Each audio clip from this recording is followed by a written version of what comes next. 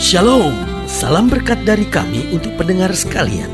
Saat ini pendengar akan diberkati dengan program Hari Ini Harinya Tuhan bagian yang ke-8. Sebuah program rohani tentang doktrin Alkitab yang menolong kita untuk semakin tertanam dalam kebenaran firman dan bertumbuh dalam kemuliaan. Bersama hambanya, Pendeta Gilbert Lumwendong, STH. Banyak orang merasa doktrin Alkitab sebagai sesuatu yang membingungkan. Tetapi tahukah saudara bahwa doktrin Alkitab intinya adalah memahami Alkitab dengan benar, dengan pemahaman yang sistematis, sehingga kita terus dapat tertanam di dalam kebenaran firman, sehingga kita terus bertumbuh di dalam kemuliaan Allah.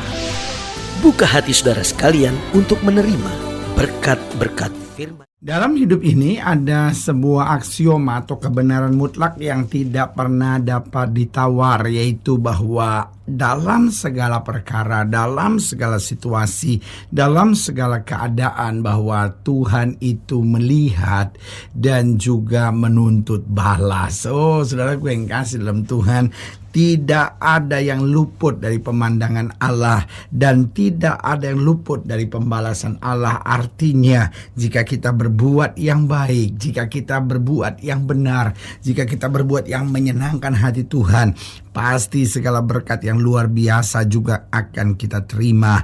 Tetapi sebaliknya, jika kita curang, jika kita tidak jujur, jika kita menghalalkan segala cara, maka pukulan dan hukuman Tuhan juga akan kita terima. Nah, menyadari bahwa kebenaran mutlaknya, aksiomanya adalah bahwa Tuhan melihat dan menuntut balas. Berarti yang pertama, kita harus hati-hati dalam setiap langkah dan tindakan kita. Itu sebabnya Alkitab berkata, berjaga dan berdoalah supaya kamu jangan jatuh dalam pencobaan. Berkali-kali Tuhan ingatkan umat Allah, bertindaklah hati-hati sesuai dengan seluruh hukum yang kuperintahkan kepadamu.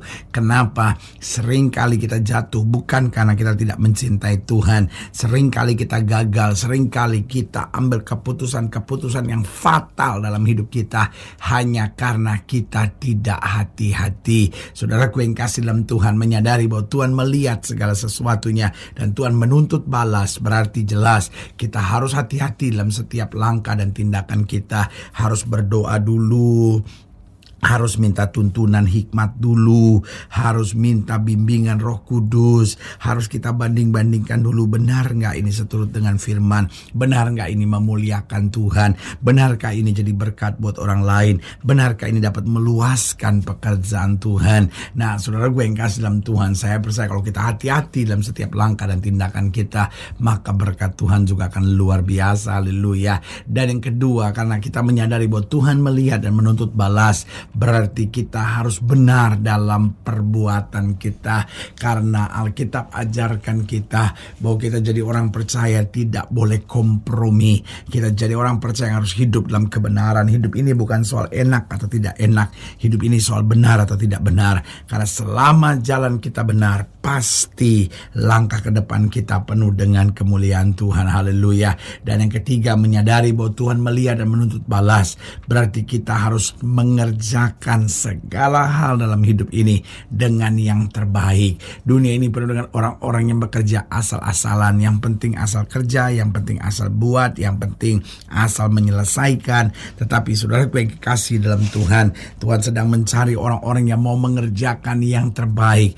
Kenapa? Karena apapun yang Allah berikan buat kita selalu yang terbaik. Karena itu saudaraku yang kasih dalam Tuhan, mari kita belajar melakukan firman yang mengajarkan kepada kita bahwa apapun yang kita kerjakan, apapun yang kita perbuat, kerjakanlah seperti kita mengerjakan yang untuk Tuhan. Haleluya. Dan yang keempat, saya pelajari karena menyadari bahwa Tuhan melihat dan menuntut balas, berarti kita harus memiliki motivasi yang tulus. Artinya apapun yang kita buat, biarlah di hati kita mengerjakan dalam ketulusan, bukan supaya dilihat oleh orang, bukan untuk mendapatkan pujian, bukan juga untuk mendapatkan balasan yang setimpal, tetapi kita lakukan dalam kebenaran, dalam ketaatan, dalam kesungguhan kita untuk menjadi saksi-saksi Tuhan. Haleluya. Selamat datang dalam program kita hari ini, harinya Tuhan. Sebuah program rohani yang kembali mengingatkan kepada kita betapa pentingnya kita menjadikan firman Tuhan sebagai dasar keseharian hidup kita.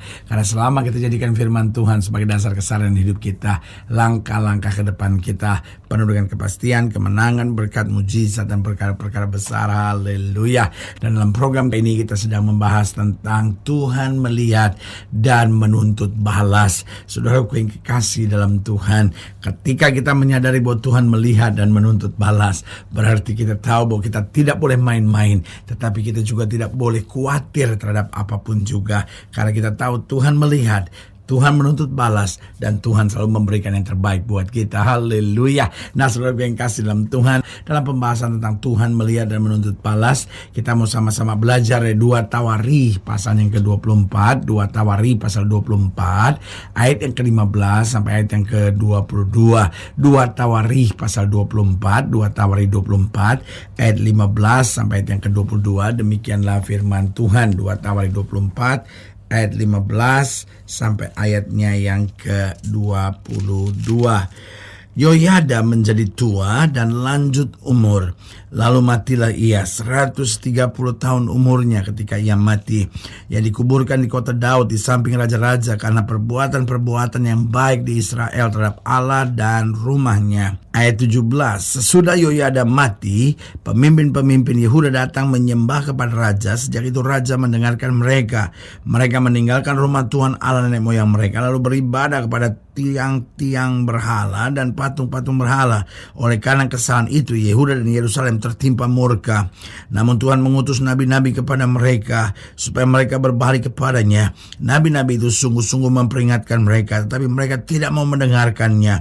Lalu Roh Allah menguasai Zakaria, anak Imam Yoyada. Ia tampil di depan rakyat dan berkata kepada mereka, beginilah firman Tuhan, mengapa kamu melanggar perintah-perintah Tuhan sehingga kamu tidak beruntung? Oleh karena kamu meninggalkan Tuhan, ia pun meninggalkan kamu. Tetapi mereka mengadakan persepakatan terhadap dia, dan atas perintah raja mereka melontari dia dengan batu di pelataran rumah Tuhan.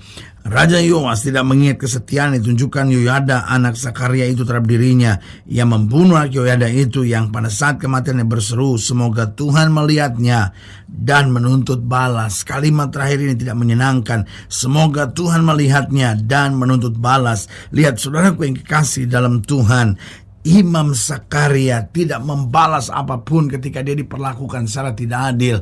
Dia dilempari batu untuk sesuatu yang bersifat kebenaran. Tetapi kalimatnya jelas, semoga Tuhan melihatnya dan menuntut balas. Saudaraku yang kekasih dalam Tuhan, ini bukan pertanyaan akan terjadi atau tidak terjadi, karena ini sebuah aksioma hidup.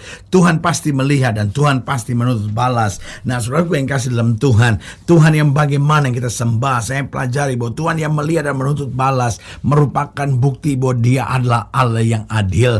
Itu sebabnya hidup Kristen adalah hidup yang tidak perlu kecewa. Hidup Kristen bukan hidup yang perlu memberontak. Hidup Kristen bukan juga membalas yang jahat dengan yang jahat. Hidup Kristen juga bukan dikendalikan dan dikuasai oleh emosi yang meledak-ledak. Tapi hidup Kristen adalah hidup yang berserah. Kenapa? Karena kita punya Tuhan yang adil.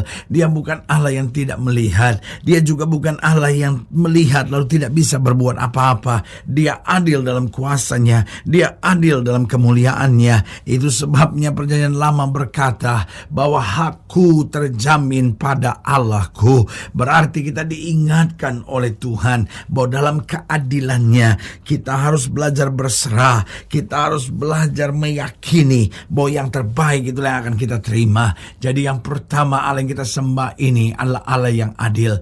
Yang kedua, dia adalah Allah yang setia. Oh, saudaraku yang kasih dalam Tuhan, dia lihat segala sesuatunya. Dalam kesetiaannya, dia akan pasti membalas dan memberkati setiap mereka yang berkorban dengan sungguh-sungguh. Kadang-kala kita berkata, aduh saya udah ngalah, sampai kapan? Jawaban saya sederhana, engkau harus mengalah sampai engkau melihat bagaimana tangan Tuhan membela engkau dan melakukan perkara-perkara yang dahsyat. Karena dia bukan hanya Allah yang adil, dia juga Allah yang setia. Dan yang ketiga, Allah yang melihat dan menuntut balas merupakan bukti bahwa Dia adalah Allah yang maha tahu. Saudaraku yang kasih dalam Tuhan, dunia ini penuh dengan kecurangan, dunia ini penuh dengan pemalsuan, dunia ini penuh dengan segala kebohongan, sehingga sekarang susah dibedakan mana yang benar, mana yang salah. Buat orang-orang yang punya uang, hitam bisa jadi putih, putih bisa jadi hitam.